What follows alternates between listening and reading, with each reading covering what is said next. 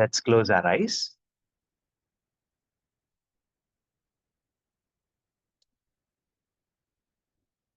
We'll chant Om 3 times. Let's take a normal breath in and breathe it out.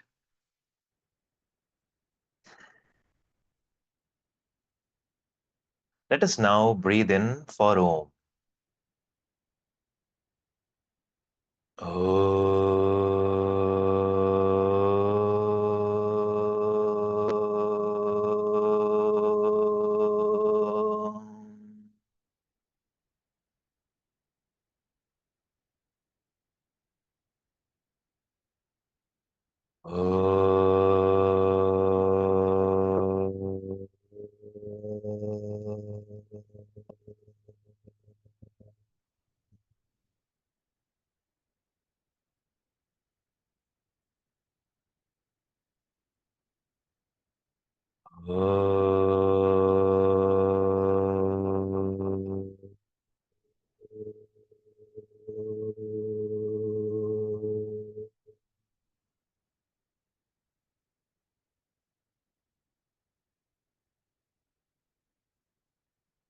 Keep your eyes closed.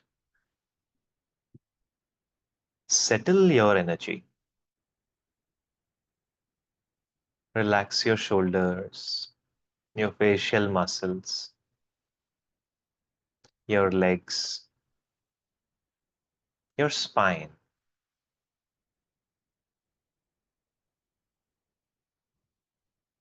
your forehead. And let it be.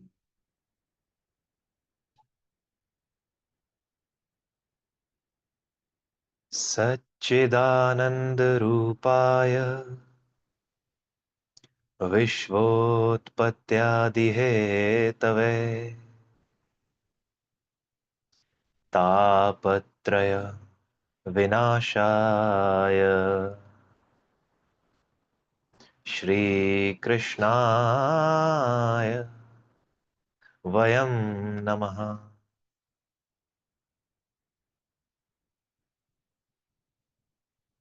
And gently open your eyes.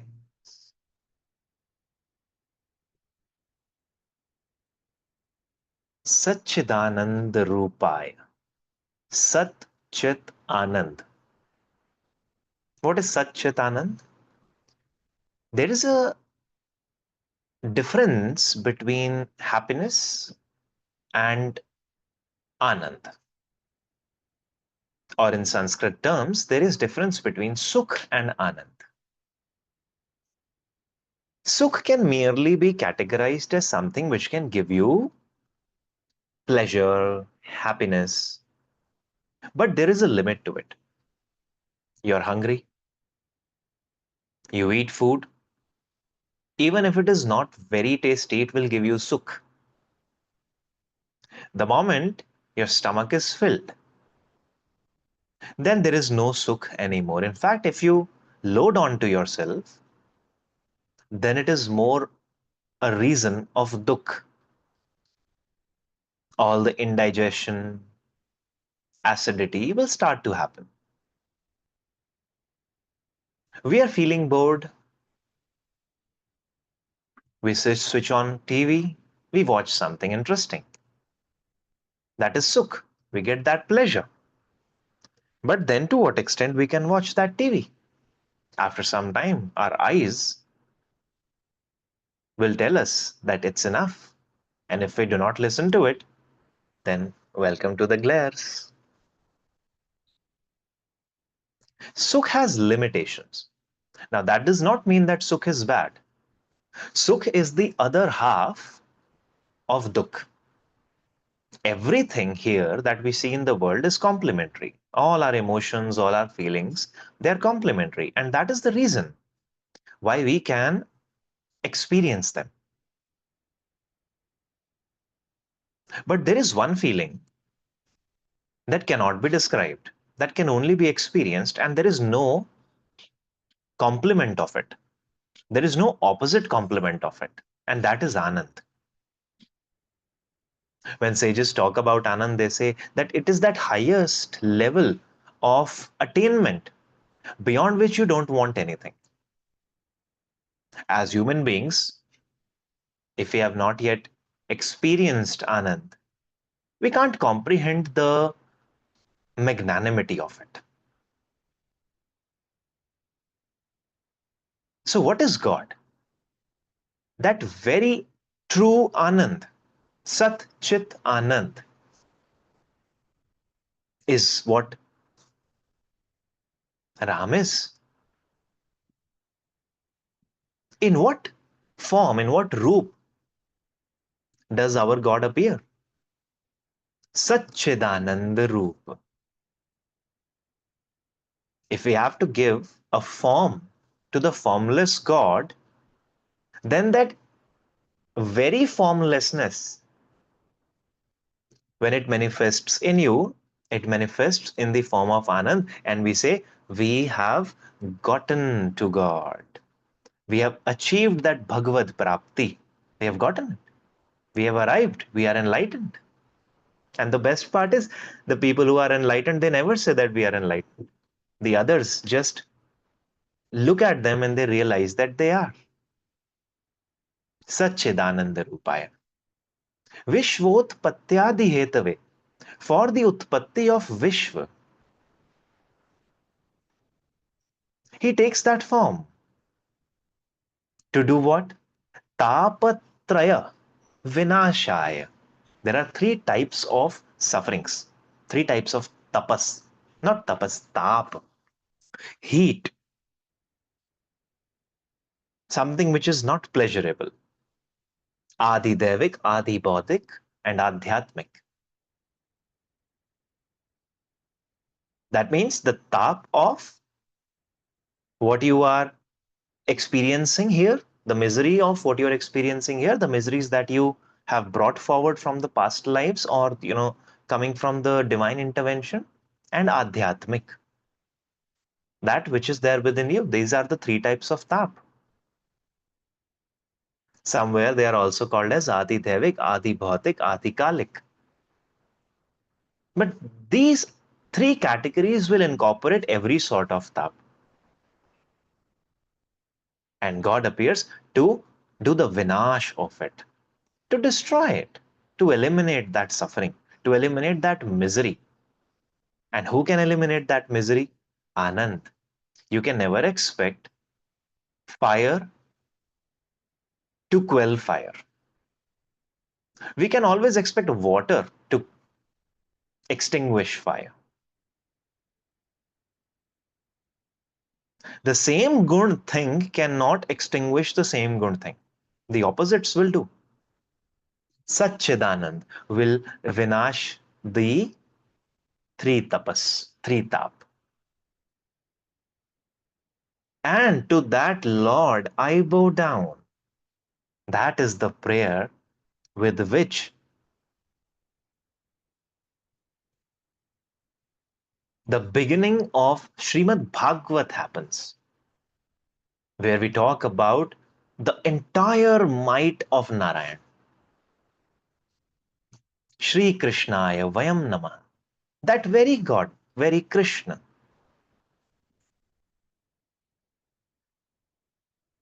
In the world, we always think about what do we want. And we have some small goals and some bigger goals also. Small goals are there which are material, which is important. How can you let go of, let's say, money?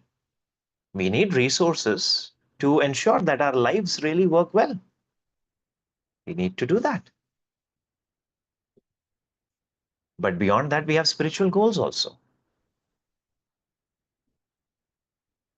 But what is that spiritual goal? To understand the truth. What is the truth? Not this body. So, how do we understand the truth? Sages say that there are prayers for that. The prayers are there in Vedas. Vedas are not written, they are Ionage. Vedas are God's only. It is the Vani of God. They have been there. Some people have given you a list of all these mantras just to make you understand what is God's Vani. But they are always there. Nobody has written that. No mortal being has written Vedas. And what does Vedas say? Asto ma sadgamaya. Take me to that truth. Take me to that Satya. Who am I? The moment my job here is done, where will I go? And then from there, where will I go? What is the final destination? And if there is some final destination, how would I get to know that? I don't know. So I bow down to you. Astoma sadgamaya. You tell me. You make me. You make me reach there. You make me realize. Tamsoma jyotirgamaya. From this darkness, take me to the light. Which light? The truth. And the truth is that you do not die. You are there. You are Sanatan. You have always been there. You are that drop which is ocean. You just have to reach that ocean. Mrityorma amritam gamaya. From death, take me to that final immortality. Immortality is not that my body should always remain mortal, should always remain immortal. That will actually be a curse. Because to what extent we can drag our body? It is subject to decay. Something which has been emanated here, something which is created here in the world, is subject to death. Preserving the body cannot really go well for us for a long time. And I'm not talking about my body because that's not me. That Satchidanand Roop took birth in the clan of Ikshvaku as Ram. In the yesterday's Katha, we discussed the wonderful birth, the experiences of Kaushalya Mata, Kekai Mata, Sumitra Mata, and the entire Ayodhya. Dashrath is very happy that I have finally gotten my kids. And now I'll be able to complete my sankalpa of giving the world what it desires, what it expects, what it needs. Now I can give to the world what is the better version of me, and not just better, far, far better, the best ever version that could be. It was just all happiness there. Everybody started distributing whatever they had. In Ramcharitmanas, it comes that there is nobody who is poor here in Ayodhya. Nobody. And how can somebody be poor in such a righteous place that is governed by Dashrath? The moment the midwives came to Dashrath to inform of the birth of the baby, immediately Dashrath's hand went there and he just took out all the garlands that he had and gave it. He announced, distribute it to the poor. There were no poor, but still people started receiving them because they wanted to make Dashrath feel that yes, we are so happy. And those who got it, they also did not keep it, they passed on. Everybody is distributing everything, and still it is not going away. How can it go away? Ramaye hai. When God appears, there is no dearth of anything. All you have to do is to feel that abundance within. कि हाँ, I'm gonna give it whatever I have. I'm so happy. I'm so happy I'm gonna give it. And suddenly you realize there is more to give. Nidhipati, the owner, the controller of every single thing in this world, has just arrived. How can things be empty in your place? It's just the devotion that you are showing. Nothing is getting empty. When Bhagwan Krishna was born, every person in Gokul started distributing whatever they had. Butter, take it. Ghee, take it. Milk, take it. Chach, take it. So happy. And they turn around and see that their pot is still filled with all these things. This is devotion. So everybody is becoming happy. It is said that sun did not set for 30 days when Ramji was born. Now, scientifically, it seems like how can this be possible? Earth will not stop. When Maryada Purushottam is coming, why would he want to stop the dharma, the Maryada of the very planets that he has created, the very solar system that he is governing? So it is the poetic response of Goswami Tulsidas ji that people did not even realize that days are passing by. They are so happy. The entire Ayodhya is lit up, not just through mind, but everybody has put on the lamps everywhere. It seems like the day is not even setting. And then came the time of naming the children. In our Sanskriti, naming the children is very important. And this is where I want the attention of all you mothers. Naming the children. The name that you give to your child is one thing that is going to define the characteristic of your kid.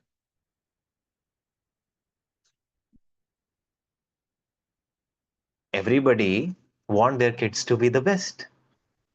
So nobody would name their kid as Rakshas, devil, dog, etc. Yes or no? Nobody would do that because we know that these are not the names to be given. This is not reflective of the identity that I want to create for my kid. And this is the thing, the very first thing you are going to give to your child when it comes to identity. Later on, if your kid has to discover the identity in some way or the other, that's a different story. But the very first part of the identity starts with naming. And that name has to be meaningful. Nowadays, we are seeing so many names which do not have any meaning. And the science of the name is not just in the meaning. Meaning is secondary. The first thing is what sort of sounds the name emanates. So when you give a name which is related to a good quality, when you give a name which is the name of the god, then the type of characteristics that start to develop in your kid are also similar. But when you do not give a name, and when somebody is calling with a name that does not have any meaning or specific vibration, then we are doing a great disservice to our kids. The thing which is going to be spoken very often, we are not putting in any energy in it.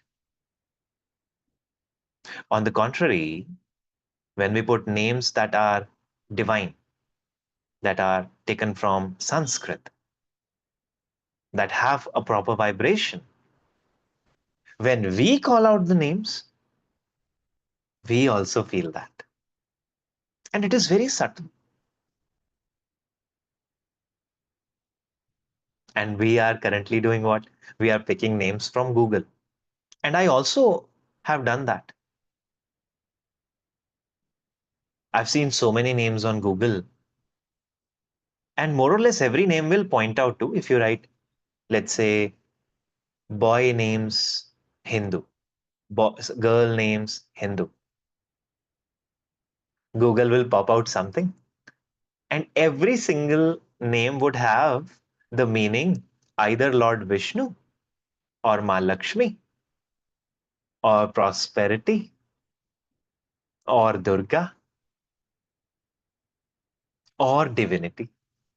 Yes or no? More or less, these are the adjectives that they revolve by. Google is not Guru. Ask somebody who would help you keep the name. And then comes whose right is it to name? Ideally, that right is of Guru. But then who do we see Guru in? Guru can be our elders also. Now what happens? We know that, this is our first child. We want to keep the name on our own. We have decided on a particular name. That is also okay. But another good way is you find out a couple of names and give it to your elders. Then this is what we think. What do you think? And why don't you pick? Or you keep this name for us? On one hand, it is a wonderful gesture. On the other hand, when it comes through the elders, it invokes the blessings. And blessings will be carried in a manner where you will get the blessings of the Pitar and everybody when you involve them.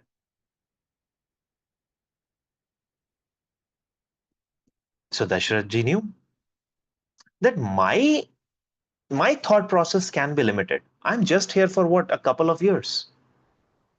But Muni Vashisht has been here for, I don't know, so many generations. Oh, Gurudev, please come. Name our kids. And the time came. The very first moment when Maharishi Vashisht saw Ramji, he just kept on looking at him.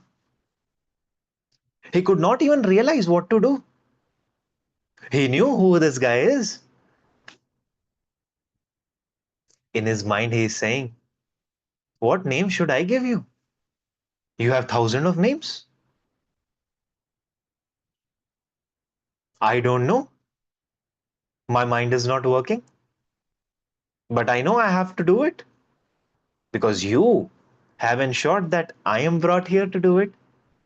So I'm going to take your name. I'm going to just remind myself that you are here in my heart.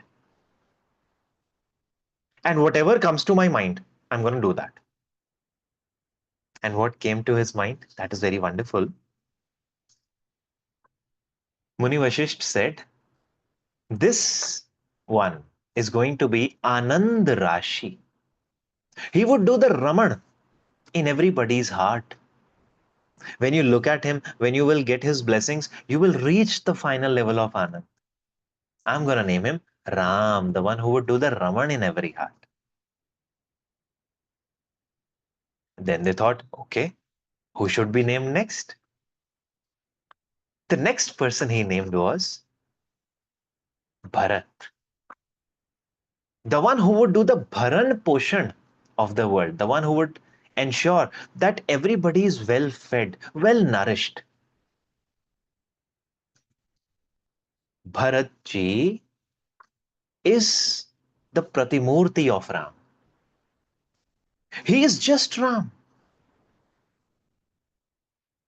And we'll talk about his wonderful character in the Ram Bharat Milap chapter when Ramji will be given 14 years exile.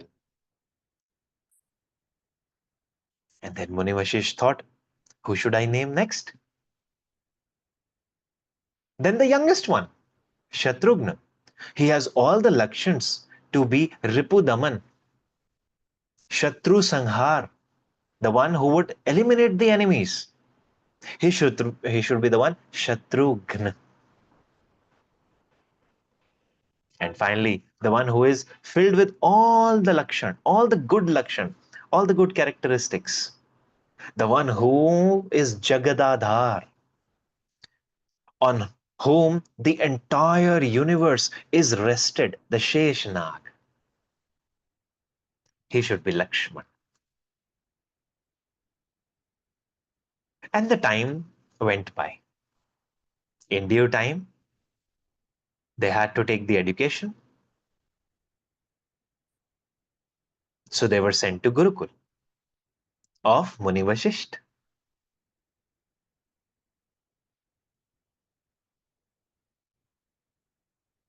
गुरु घर पढ़न गए रघुराई अल्पकाल सब विद्या पाई. In just a little time, they all got educated, so intelligent. And then they returned. When they returned, some time they spent. And exactly at that time, Ramji started to feel a bit more depressed. He realized, what's the point of being here? He had all the knowledge in the world, by the way. But what's the point of being here? And he would advise everybody that why are you spending your time in doing all these unnecessary things, like getting ready, eating food, ensuring that every work of your Rajya is done very well? Just immerse yourself into yourself. And with that thought process, he started to become very weak, frail. And then Dashrath became distressed. So he called upon Muni Vashisht that I don't think that he is depressed because of lack of knowledge, but I really don't understand what is happening with him. Muni Vashisht in his mind realized, ah, wonderful. I think it is time that he is doing his Leela so that I can give him the Gyan. And then Muni Vashisht came. And then gave the Gyan to Bhagavan Ram, the Gyan about karma, the Gyan which is called Supreme Yoga, Yoga Vashisht. That this entire world is illusion, this entire thing is illusion. Don't fall for the illusion. When you have to be part of that illusion, play that part like you would do that if you were in a play. You cannot escape your karma. If you have taken the form, it is important that you do your karma. Karma is important. Nobody can escape any karma. When you breathe, it is karma. It is an action. You can't escape it. But then you should not get attached to it. And Ramji realized, oh, I got my answers. Thank you. The wonderful part is, in Treta Yuga, Ramji had all the knowledge of the world. Sometimes knowledge becomes too much. When we have an overdue of knowledge, we think too much and then we become distressed. It is said that knowledge brings confusion because then you want to know more. As long as we were not aware that there is something called as gravity, it is okay. The moment we realize that there is something called as gravity, then we also wanted to know at what pace we are going to hit ground when we jump from a particular building.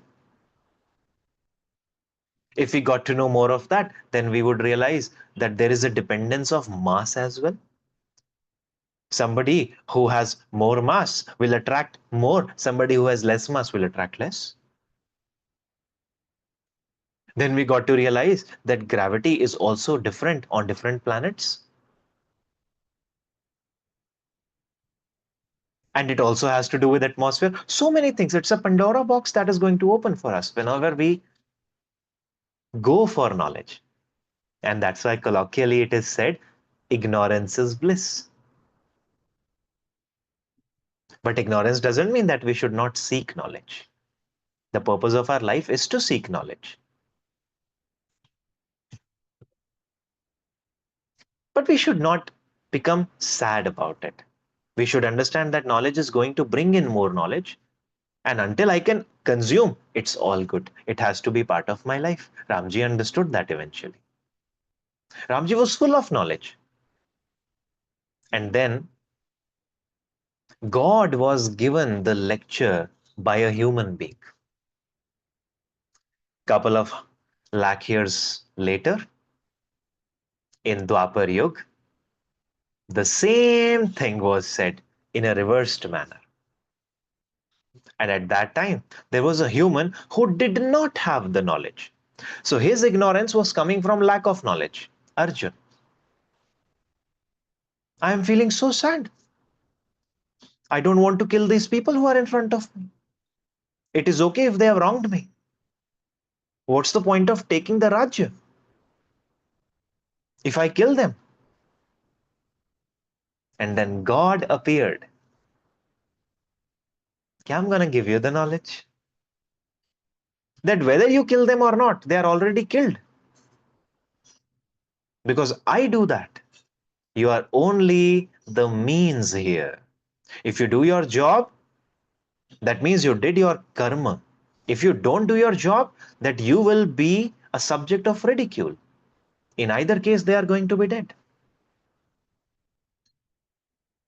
And what do we call it? The Bhagavad Gita. These two texts talk about the same thing, but from different vantage points. For a knowledgeable person, you have to go into the depth of philosophy. And that's why Yoga Vashishta is not given to everybody.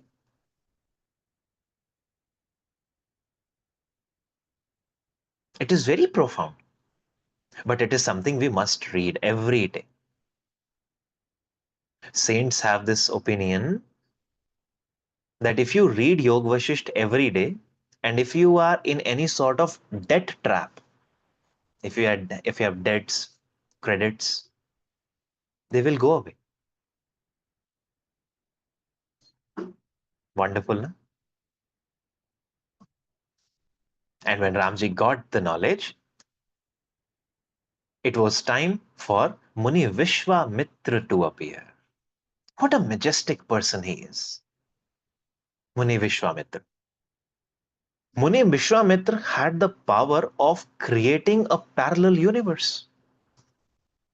He is the one who is responsible for so many experiments to create absolutely great, undefeatable weaponry. Many new crops he created for the mankind. You know, coconut, it is said that it was created by Muni Vishwamitra. Coconut. Unlike Amla, coconut had not been here for ever, since the time immemorial. It was created. Absolute powerhouse. He could defeat the Rakshasas very easily. But there were two reasons why he did not use his powers. First reason is that Brahmins do realize that their job is to do a lot of research. And when they expend their powers like anything, the focus goes away. And because they work for the benefit of society, benefit of mankind, their energies are better suited for that purpose. And second, when Lord himself is appearing, then he has to become the means for him to do the job for which he is appearing. Imagine a situation that a CEO of a company is coming to give address to all the people, and then there is a director who has the access to CEO script, and he goes on the dais and he just speaks everything that CEO is supposed to speak. Then what's the point for a CEO to take the flight and reach there? And for that matter, you only called the CEO. And that was the case with Ramji also.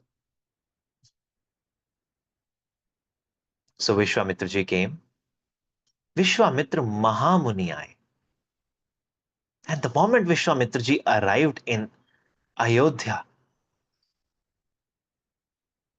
Raja Dashrath got to know about that. He ran. He ran to receive him. Saints like of Vishwamitraji type do not come very often anywhere.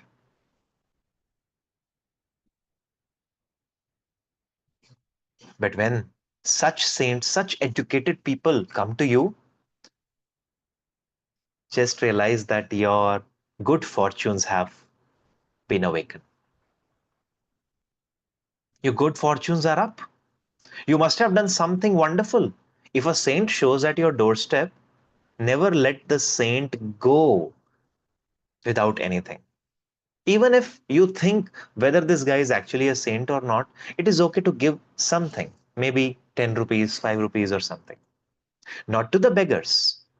Beggars is a different story that we see on the streets and everything. Sometimes we realize that maybe these are the people who are a mafia.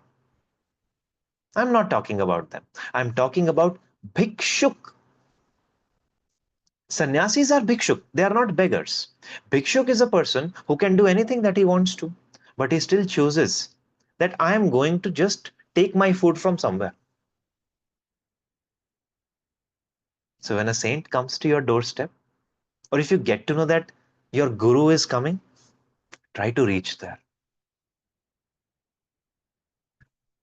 99 out of the 100 problems that you are manifesting in your mind, consciously or subconsciously, will just go away when you meet your guru, or even when you think about your guru. Some solution will appear, or it will just go away, or you will realize that not all are significant. Some are. And this has happened with all of us. So Vishwamitra ji came. He was received by Dashrath. And then Vishwamitra ji said,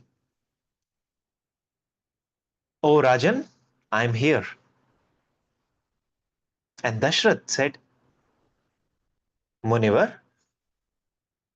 you don't come just like that. I know it is my good fortune that you have come here to bless me.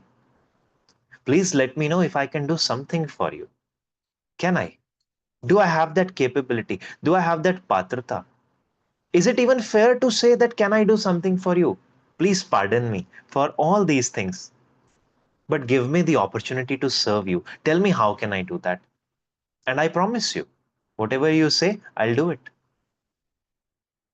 These promises can be made only by people who know that they can do anything. And what Dashrath could not do and give everything. This is the same person that Devtas took the help of. And then this man immediately reached to help them along with this entire army in just a flick of a second and defeated Danavas. When Dashrath arrives in Swargalok, Indra gets up. He offers his seat to Dashrath. Ki no, I am here because of you. Please sit here. Give me that respect by sitting here. What he could not give, anything. So he made the promise, and Raghukul Reet Sada Chali Aaye. Pran jai par vachan na jai. When you promise something, if you are from the Raghu clan, you have to do it. The Ikshwaku clan, in which there was a king that happened, Raghu, and that is why it is also known as Raghukul. But there were kings before Raghu as well. Dilip, Anshuman, wonderful, majestic kings. All these people, Dilip, Anshuman, Aj, Harish Chandra, Dashrath, Ram, they are all in Ikshwaku. So Vishwamitra ji said, demons create a lot of problems for us. There is Tadka, there is Subahu, there is Marich. They would destroy our yagna. I am not able to do the research. My saints are feared. They are afraid when they will be caught and they will be eaten alive. And these barbaric people, they would eat us and they would throw the blood in the yagya Pyre? I want Ram. He should come along with me. And Dashrath was taken aback. Oh my God, I cannot give you Ram. And Vishwamitra ji was looking at all these things. Vishwamitra ji became furious. All right, if you can't do that, then I go. But you remember that you are going to eliminate the entire kirti, all the merit that your entire clan has acquired over thousands and lakhs of years. That is the power of Sankalp. He was taken aback. No, I cannot let that happen. But what should I do? These are kids, 14, 15, 16 years old. How can I send them with you? That Tarka, who has been there for thousands of years, I will come along. With my entire army, I'll help you. Mani Vashisht said, Rajan, it is your good fortune that Vishwamitraji has come to take your sons. He is capable to do everything. One day, I and Vishwamitraji also had a bit of disagreement, and we both utilized all our energies towards each other. He was undefeatable. He is here to give your son the blessings that he should get. Be fearless. Just send Ram with that. And Dashrathji became so calm. Ramji had to come along. The very purpose of Ramji is to do so many things. For 10,000 years, Shabri is waiting for Ramji. Ahilya is waiting for thousands of years for Ramji. There is a Kevat who is waiting for so many birds for Ramji. If he doesn't start his journey here, then what will happen? He will just stay at Ayodhya, will do nothing. His entire purpose of being here will be defeated. And remember, Bhagwan Ram has taken avatar as human because Ravan got this boon from Brahma that I should not be killed by anybody. Brahmaji said, I can't give you this boon because it is against the rules of nature. So you give me the way of your death as well. And then I'm going to grant the boon to you. Ravan said, theek hai, all right. Devtas cannot defeat me. Whenever I look at them, they just fear me and everything. And I've already asked that, nobody should be able to defeat me except for humans. Who are humans? These are meek creatures. We use them for our food. Any simple Rakshas can just take a human and crush it. Okay, humans can kill me. When that time comes, I'll see to it. Brahmaji said, wow, great. I have to give the boon anyway. He has done the penance. But now I got the way out, and now Narayan will see to it. So Bhagwan Ram came as a human. So he cannot use his divine powers. Because that's how Ravan will not be killed. It has to be done when you are a human. And as a human, you have limited powers. So you have to get those powers. And who will give those powers? The one who has synthesized them. And that is Maharshi Vishwamitra. Dashrath said, O Ram, O Lakshman, you go with Muni Vashisht, and from now on, till the time you are with him, he is your father. Do whatever he says. That is how fathers, mothers, parents should send their kids to Guru.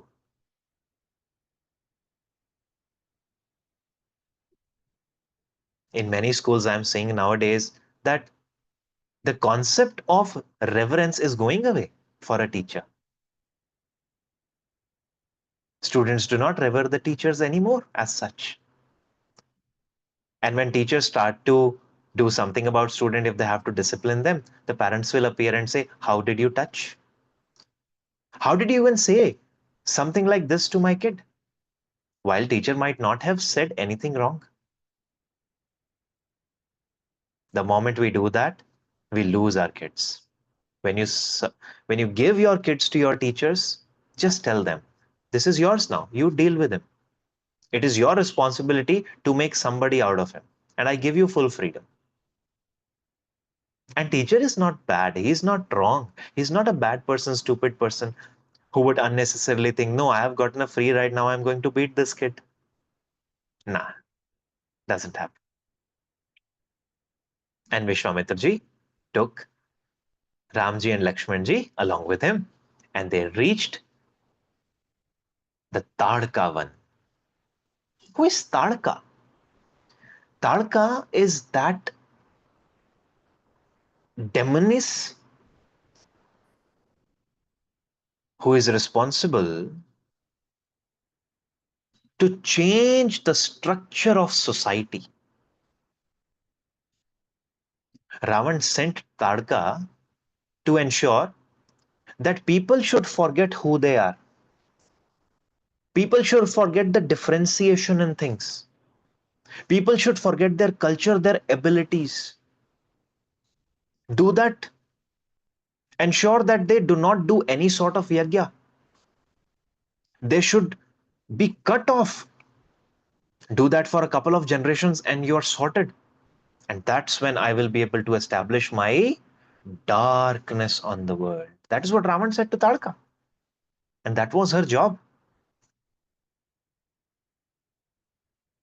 Bhagwan Ram took out a bow and the arrow, stretched it until the ear, sent it across to Tadka,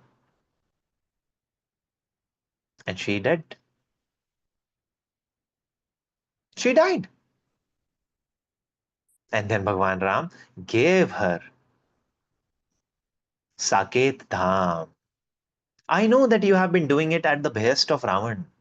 It's not your wrongdoing. I have to kill you. You are doing something wrong.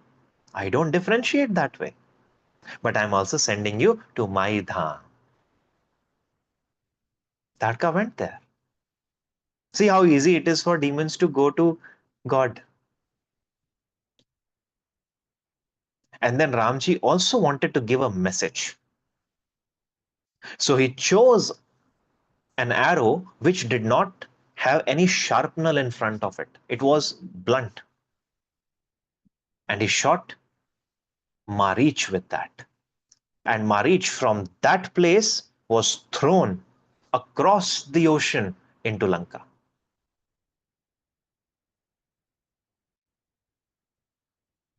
And after that, Marich never ever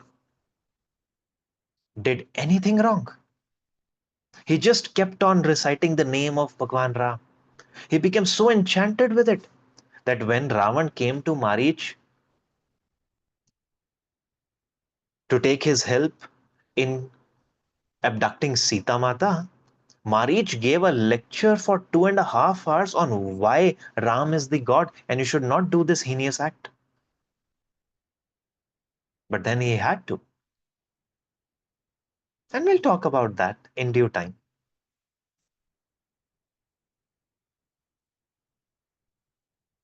In Ayodhya, we have Ram temple. What is written on it? Ramo Vigrahvan Dharma. Ram is the Vigrah of Dharma. Ram is the very embodiment, statue, the murti, the form of Dharma. You know who said it? Marich. Marich said it. Ramo Vigrahvan Dharma.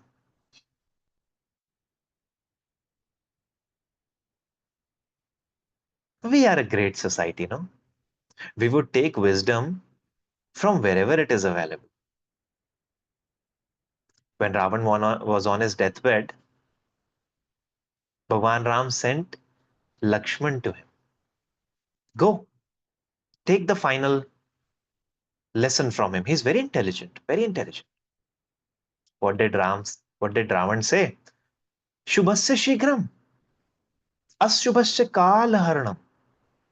Whatever is right, whatever is noble, whatever is pious, whatever is dharma, whatever is shubh, do it right away. Don't procrastinate. Don't put it to tomorrow.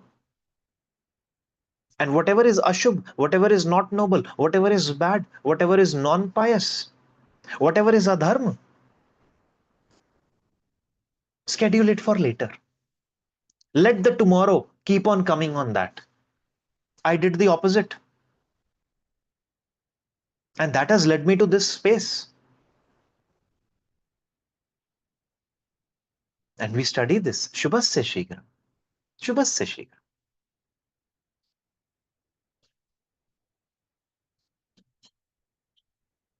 And then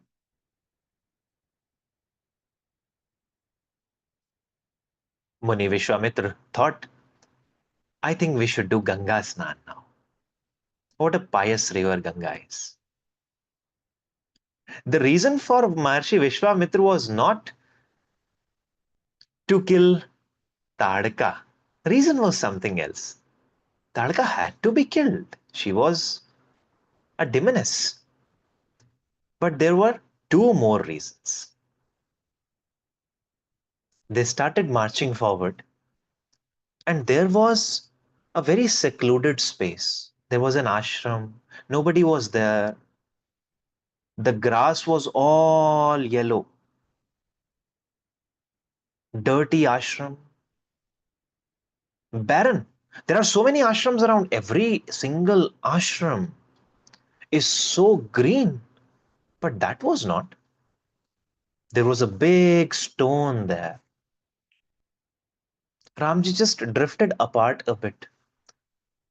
Vishwamitraji didn't even realize that. He just kept on moving towards that stone. And Vishwamitraji saw that I think the time has come. He asked Ramji, what is happening? Ramji said, I'm hearing some crying voices. Siski.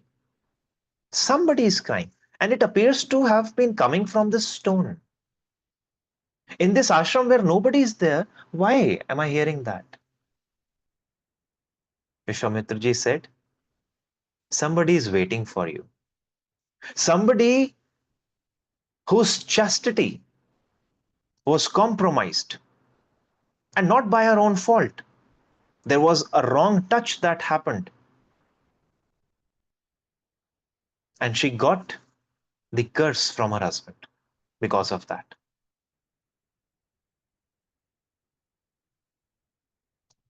Touch that Shila, touch that stone with your feet. Only the Brahma, the touch of Brahma can revive her. You are that. No one else. The story goes, Gautam and Ahilya, they were husband-wife. Maharishi Gautam, majestic person. Ahilya was very beautiful. So beautiful that even wife of Indra would talk about her beauty in a very reverent manner. Oh, she's so beautiful. But Indra got enchanted with her. And one day he decided that I am going to do something about it. When lust overtakes, all the wrong things happen.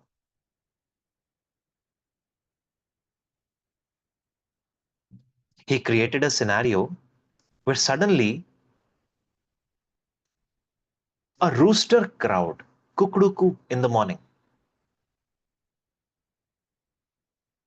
And Gautam Rishi woke up like that.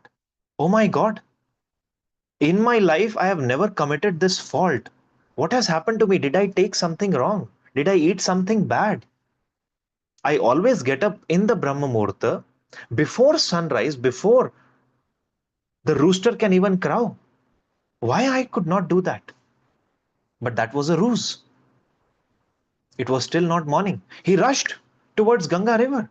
He had to take the bath immediately, do all the things that he generally does. From behind, Indra came, created his form exactly like Gautam Rishi, entered the hut.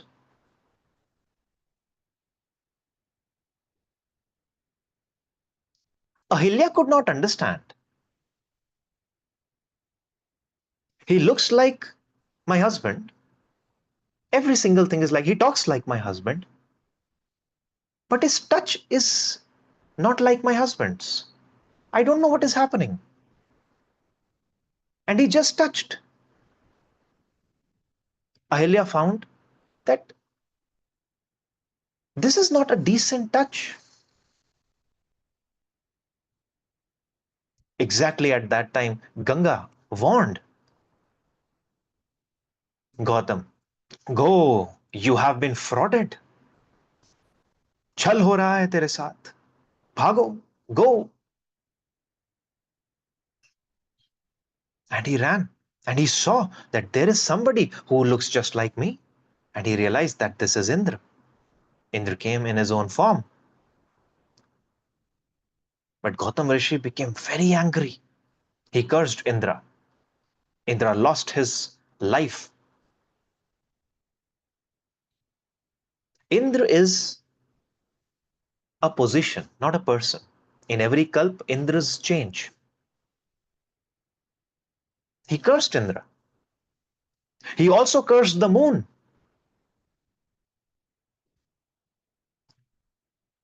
But then moon was saved by Bhagwan Shiv because he kept the moon on his head. It is said that that dag, that dot that we see on moon is because of that curse. But he was raging. He did not stop and he cursed his wife. His wife said, I did not do anything. I didn't know who this guy was. I was just even trying to decipher whose wrong touch is it. Don't curse me. But in the rage, in the anger, he cursed him. Gautam Rishi cursed her that you will become a stone. Nobody will come around you. You will be alone. You will keep on crying. You will go through all the rains, all the summer, all the winters on your own, alone. And he kept on saying, kept on saying, kept on saying. And then he got settled and realized what a wrong thing I've done. What do we do in rage? Growth is the biggest enemy of anybody. Rage, anger, biggest enemy. You are just left with regret when we do something in growth. But the curse is given. So Ahilya asked, Oh Swami, I know you are distressed now, but at least tell me, how will I get rid of this curse? And he said, Nobody will come here. Nobody will come here.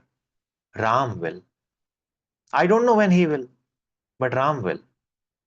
And he will lift this curse. And he went. For so many years, he is in that regret. We all have some sort of Gautam Rishi in us, no? Men, women, all of us. Let us not invoke that anger.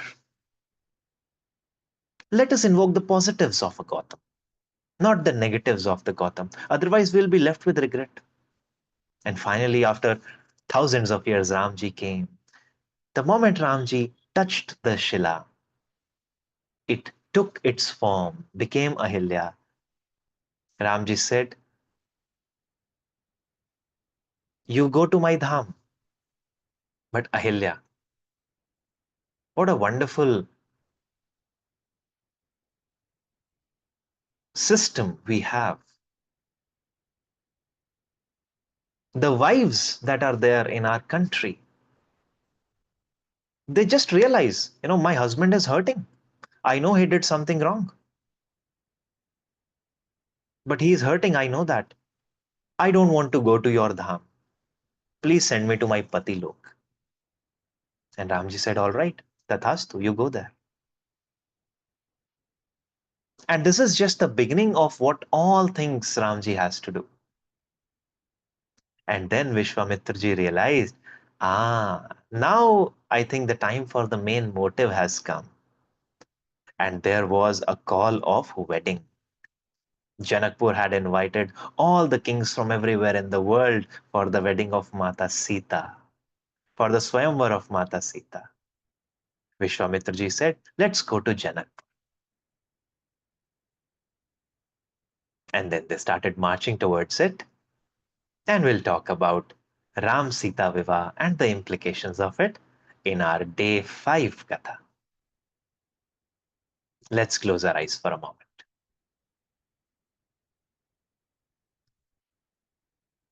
नीलाम्बुजश्यामलकोमलाङ्गम् Sita समारोपितवामभागम्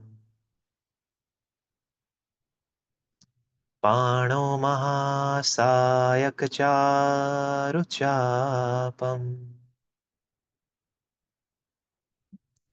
Namami रामं रघुवंशनाथ.